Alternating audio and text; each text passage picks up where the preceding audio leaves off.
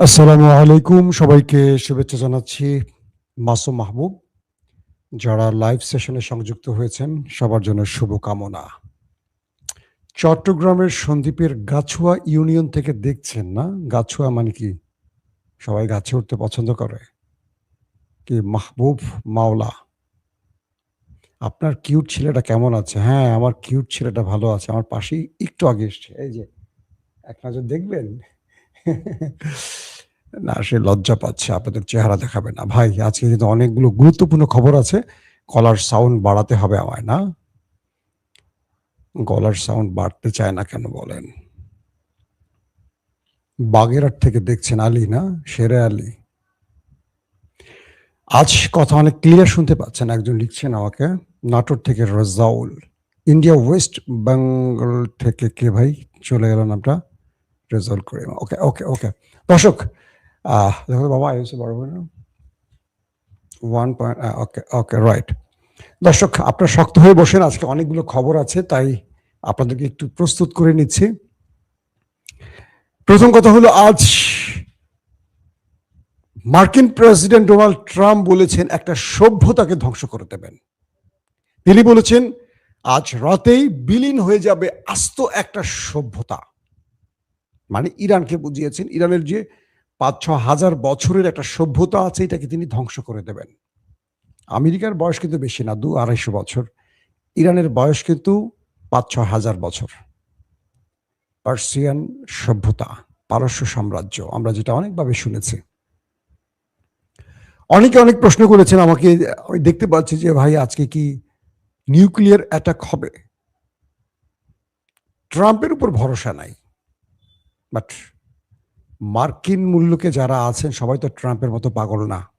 পরাশক্তিকে যারা টিকিয়ে রেখেছেন সবাই কি পাগল হতে পারে? দর্শক, আসেন শুরু করি।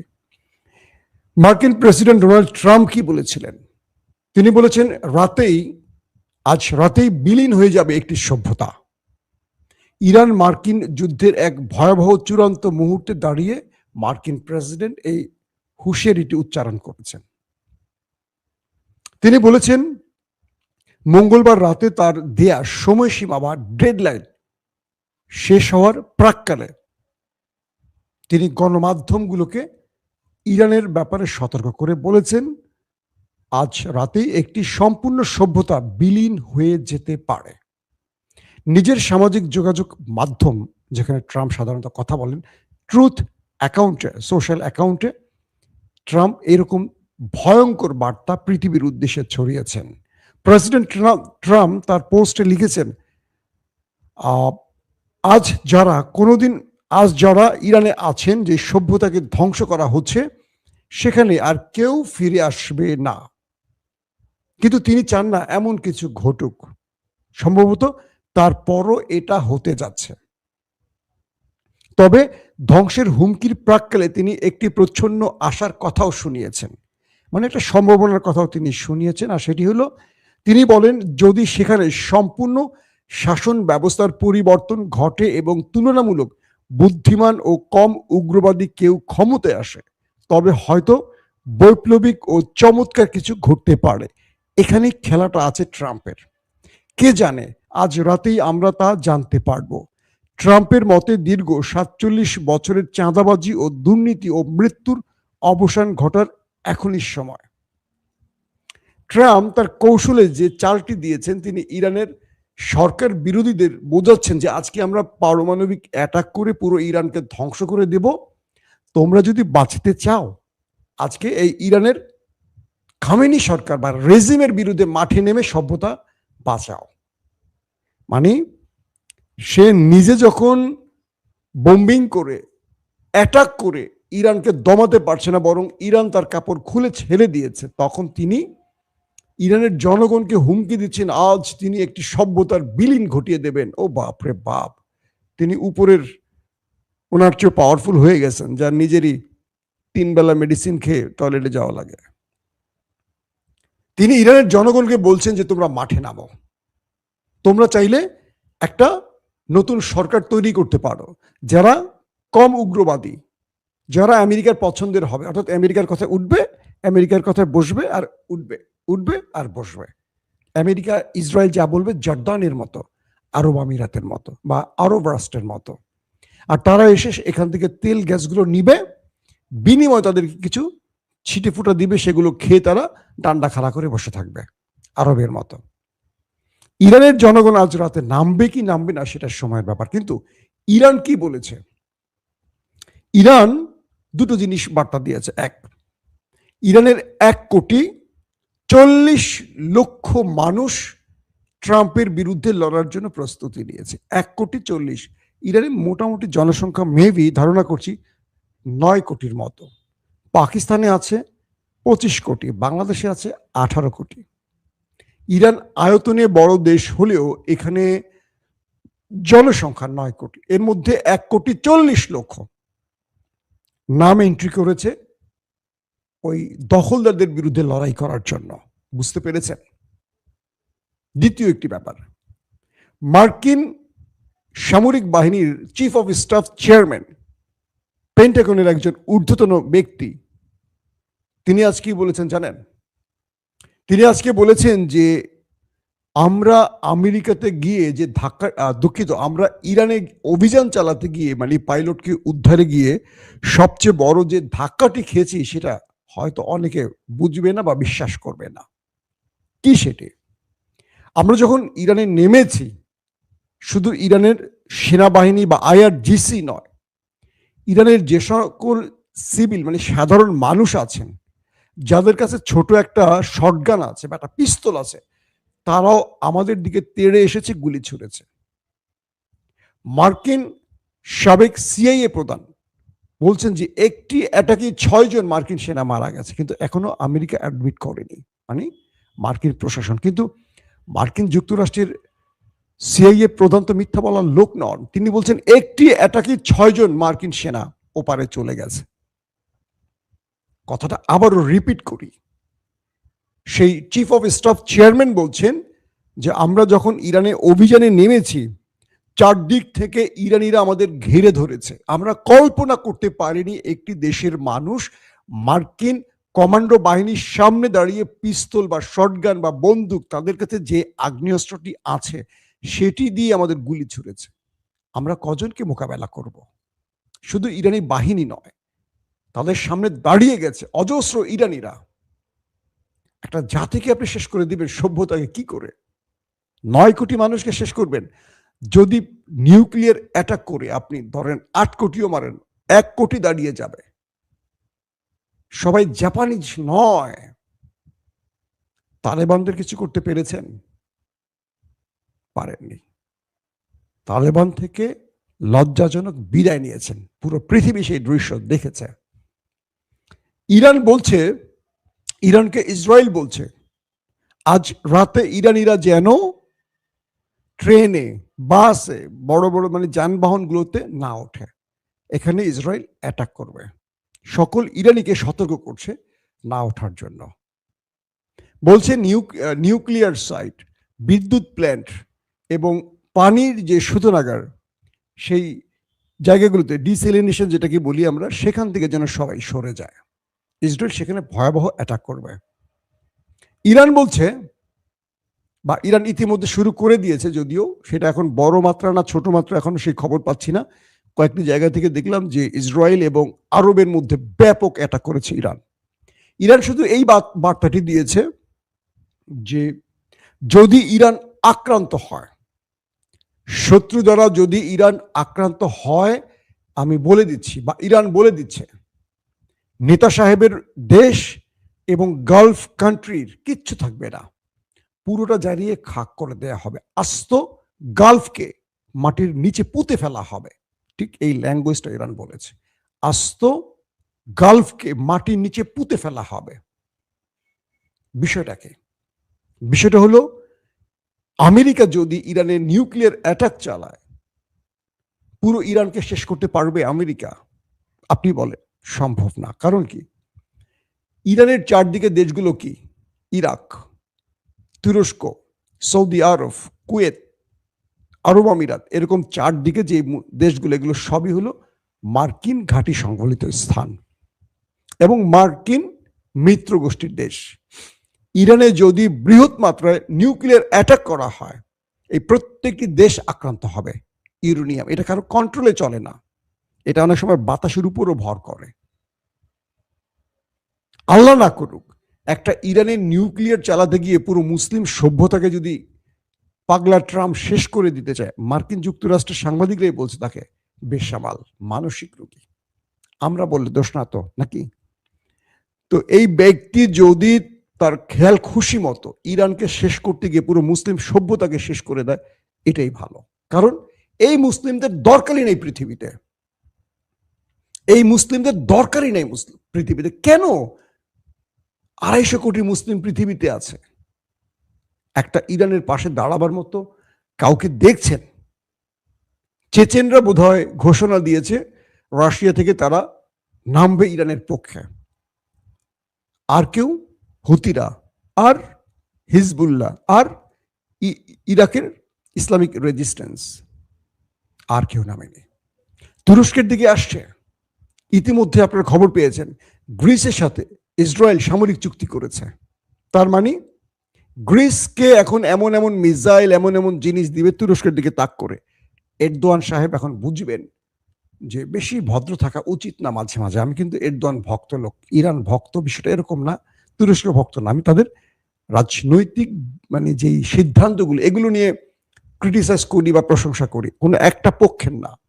হ্যাঁ, এরদোয়ান সাহেব খুব কৌশলে টিকছেন বা খেলছেন, তার কৌশলটা প্রয়োজন আছে। এই বিশ্বে এই মুহূর্তে এসে তিনি আমেরিকার কান যদি সাপের লেজ দিয়া চুলকান, একটা বিপদ ঘটতেই পারে। কিন্তু ইরানকে যেভাবে চেপে ধরা হয়েছে, এখানে তুরস্ক ইরানের পক্ষে দাঁড়ালেও আরেকটি শক্ত পায়ে দাঁড়াতে পারত। পাকিস্তান কিন্তু দাঁড়ায়নি, পাকিস্তানকে এখনো কিন্তু সৌদির পক্ষে।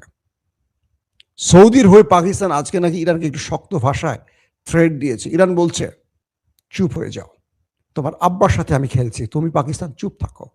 এটা পাকিস্তানের জনগণকে বলে নাই, এটা বলছে আসিম মনিরকে, যে মার্কিন প্রেসিডেন্ট ডোনাল্ড ট্রাম্প এবং মোহাম্মদ বিন সালমানের দাস চাকর, তাকে বলেছে। বলছে আওয়াজ কম করো পাকিস্তান, তোমার আব্বার সাথে খেলছি, বাচ্চা ছেলে চুপ থাকো, তোমার নিউক্লিয়ার থাকতে পারে, ওগুলো ব্লাস্টের আগে তোমার কি বলবো রাওয়ালপিন্ডি আমরা গুড়িয়ে দিতে পারি। আসিফ মনিরের নির্দেশ দেওয়ার আগে আসিফ মনির ওপারে চলে যেতে পারে। এই শব্দটা এইভাবে বলে নেই, আমি একটু আপনাদের বোঝাবার জন্য বলছি। একটা আস্ত সভ্যতা ধ্বংস করে ফেলবে ট্রাম্প, জাতিসংঘ চুপ, সব চুপ, সব চুপ, সবাই মুখে কুলু পেটেছে ট্রাম্পের ভয়।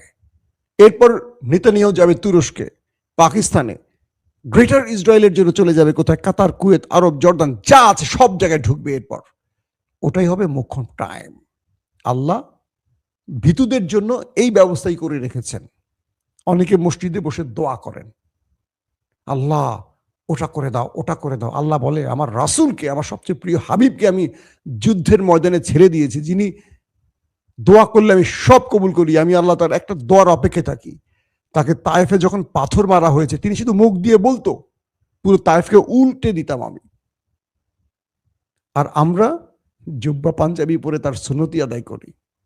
বুঝতে পারছেন না? আমাদের মুসলমানিত্বের মধ্যে এত বেশি ভাইরাস ঢুকছে, শুধু হালাল আর হারামের ফতোয়া দেয়।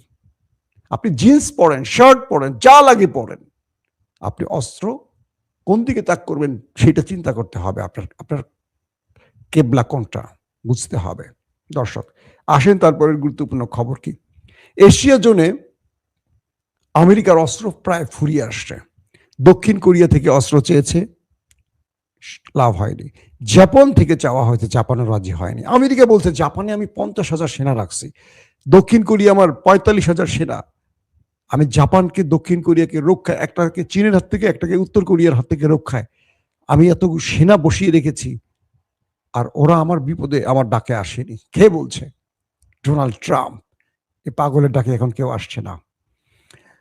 পশ্চিমা গণমাধ্যমগুলো এখন বলছে ইরান যখন প্রথম অ্যাটাক করেছিল ইসরায়েলে, তখন 3 থেকে 5% সফল ছিল ইরান। অর্থাৎ 100টা মারলে রেশিও করেন, পার্সেন্টেজ করেন, যে 10%, 100 ভাগের 3% ইরান সফল ছিল। এর মাঝামাঝি ইরান 30% সফল হয়েছে। এখন নতুন করে কয়েকটি সূত্র বলছে 70 থেকে 80% ইরান সফল হয় যে টার্গেটে হিট করছে, কারণ তাদের প্রতিরক্ষা ব্যবস্থা ইরান সেইভাবে ধ্বংস করে দিয়েছে। তো এটাও একটা গুরুত্বপূর্ণ তথ্য, এটা পশ্চিমা দুনিয়া বলছে, কারণ পশ্চিমারা অলওয়েজ ইরানকে দুর্বল করে প্রকাশ করে। তার মানে এই সংখ্যাটা আরো বেশি হবে, এই পার্সেন্টেজটা আরো বেশি হবে, পশ্চিমারা তো সঠিকটা দেবে না।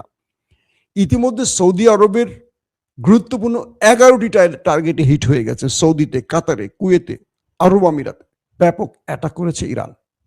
এর মধ্যে বলা হয়েছে সৌদির ডিসিলিনেশন প্ল্যান্টে, মানে পুরোপুরি পানির ওইটাকে খেয়ে দিয়েছে।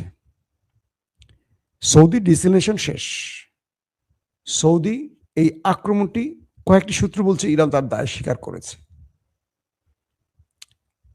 ইরান বলছে তুমি আমার যে টার্গেটে হিট করবো আমি তোমার মিত্র বা তোমার মানে স্বার্থ সংশ্লিষ্ট সেই টার্গেটে হিট করব।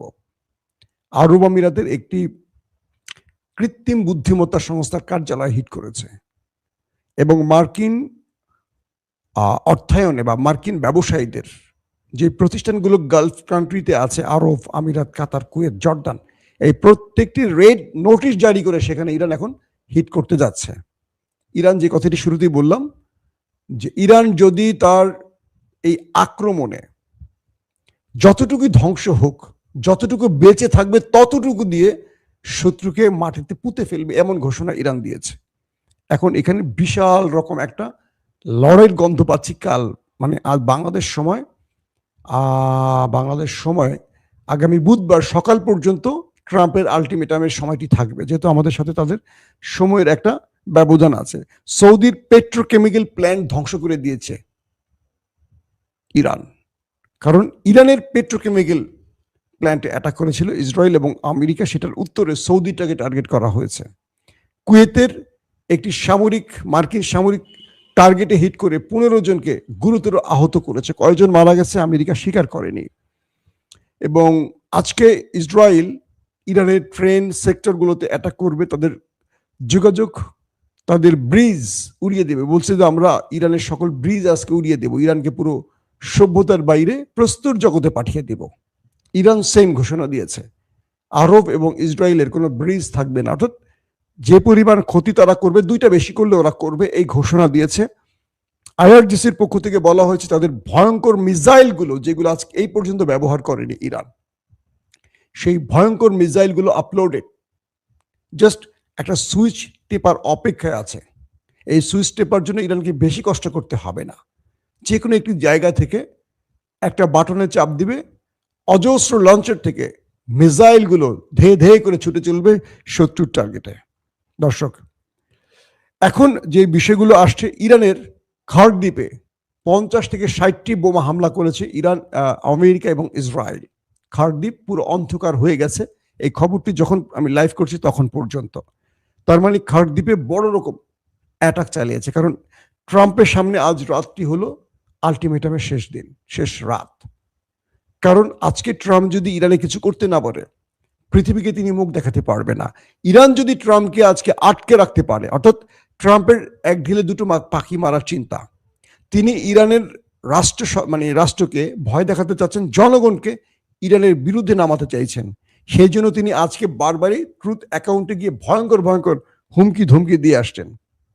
এবং বলা হচ্ছে যে ইরানের বিভিন্ন শহরের অবকাঠামো, ব্রিজ, কালভার্ট, এই টার্গেটগুলোতে ইসরায়েল এবং আমেরিকা ব্যাপক অ্যাটাক করেছে। অনেকগুলো শহরের সাথে আরেক শহরের যোগাযোগ প্রায় বন্ধ করে দিয়েছে। এই অবস্থায় ইরান তার শত্রুর দিকে মিসাইল শুরু করছে মারা চলছে। এই লাইভটি যখন করছি তখন শুনতে পাচ্ছি যে ইরান ব্যাপক মিসাইল শুরু করেছে মারা। এটার আপডেট হয়তো বা কখন পাই, আমি আজকে রাতে জাগার চেষ্টা করব। যদি বড় কোনো ঘটনা ইরানে ঘটে, রাত্র 2টা বাজুক আর 3টা বাজুক, আপনাদের খবর দেওয়ার চেষ্টা করব, যদি সুস্থ থাকি এবং বেঁচে থাকি। বুঝতে পারছেন? এখন পুরো সিভিলাইজেশন শেষ করবে ইরানের আমেরিকার এই ঘোষণাটা আপনারা কেমন দেখছেন, কিভাবে দেখছেন? এখানে মুসলমানদের ভূমিকা কি হওয়া উচিত, এগুলো নিয়ে আসলে আমাদের অনেক আলোচনার সুযোগ আছে। আমরা সেই দিকে কেন যেতে পারছি না বুঝি না। ইরানের 1,40,00,000 লোক মাঠে নেমে গেছে ইরানকে রক্ষায়, আর আমরা চুপ করে দেখছি। আমাদের যখন আক্রমণ করবে আমরা গর্তে ঢুকবো, গর্তে যখন আক্রমণ করবে তখন আমরা গর্তে পচে মরে যাব। এটাই হলো আমাদের মুসলিম সভ্যতা, মানে আমাদের এই নতুন আধুনিক মুসলিম সভ্যতার একটি অংশ। প্রশ্ন হতে পারে আজকে কি ইরানে নিউক্লিয়ার অ্যাটাক হবে, নাকি অন্য কিছু করবে ট্রাম্প, নাকি বড় ম্যাসিভ আকারে যুদ্ধ বিমান পাঠিয়ে অ্যাটাক করবে? এগুলো কিচ্ছু আসলে এখন বলা যাচ্ছে না, কোন দিকে যাচ্ছে সেটাও বলা যাচ্ছে না। এবং আমরা এটুকু বলতে পারি যে আমেরিকার অস্ত্র ফুরিয়ে আসছে বলে আমেরিকা এখন অস্ত্র খোঁজার জন্য বিভিন্ন দেশে সাহায্য চাচ্ছে, বিভিন্ন জনকে বলছে আমাদের সাহায্য করো। তবে নিউক্লিয়ার অ্যাটাক যদি ইরানে হয়, আমার কেন যেন মনে হয় ইরান গালফ কান্ট্রিতে নিউক্লিয়ার অ্যাটাক করে বসবে। কারণ এইটুকু সন্দেহ আমার আছে যে ইরানের কাছে নিউক্লিয়ার আছে। সৌদি আরব, আরব আমিরাত, জর্দানের মতো দেশগুলোকে ইরান ছাড়বে না, যে বলছে পুঁতে ফেলবে মাটির নিচে। ইরান যেটা বলে সেটা করে থাকে। তো সেটাই যদি শেষ পর্যন্ত হয় তাহলে আমি মনে করবো যে আরবের জন্য বা মুসলিমদের জন্য একটা ভয়ঙ্কর দিন হতে পারে আজ রাত। আল্লাহ আমাদের সবাইকে হেফাজত করুন, আমরা দোয়া করি। আর ট্রাম্প পাগলার হাত থেকে সবাইকে রক্ষা করুন। নেতানিয়াহু সাহেব ঘোষণা দিয়েছেন ইরানের জনগণের পাশে তিনি আছেন। তাই আরামসে তারা নিউক্লিয়ার মারবেন ইরানের বিরুদ্ধে। সবাই যেন সতর্কভাবে সরে যায়। কোথায় যাবে? ইসরায়েলে। দেন সবাই চলে যে দল বেঁধে আসেন আমরা ইসরায়েল যাই, নেতা কাকুর বাড়ি থেকে দাওয়াত খেয়ে আসি। আমি হাসছি এই কারণেই, খুব কষ্ট পাচ্ছি। 57টি মুসলিম দেশ চুপ করে আছে, কি লাভ? একটাই সমস্যা আমাদের জানেন, আমরা ইসলামী রাজনৈতিক দলগুলোকে দূরে রেখে ওই সকল দলগুলোকে ক্ষমতায় এনে যাদের মাধ্যমে আমরা টেন্ডারবাজি, লুটপাট, দখলদারিত্ব করতে পারি।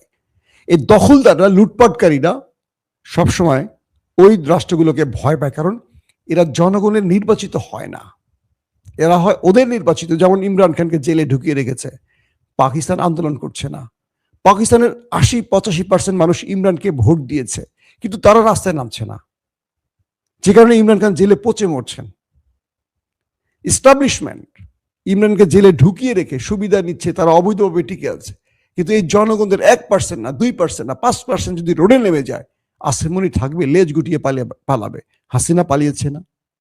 পালিয়েছে কিনা? 15 বছর দুঃশাসন করে বাংলাদেশ থেকে পালিয়েছে এই জনগণের জন্য।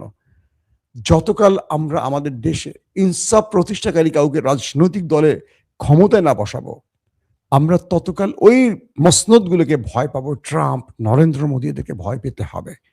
আমরা ব্যক্তি স্বার্থের চিন্তা করি, কিন্তু ক্রমান্বয়ে আমাদের দিকে এগিয়ে আসছে বিপদ। দর্শক, ভিডিওটি আর লম্বা করতে চাই না, আমার মেসেজ আপনারা বুঝতে পেরেছেন। আজ রাতে আমি চেষ্টা করব আপনাদেরকে আরো আপডেট দেওয়ার জন্য, যদি আপনারা জেগে থাকেন। প্রত্যেকে ভালো থাকবেন। আল্লাহ হাফেজ।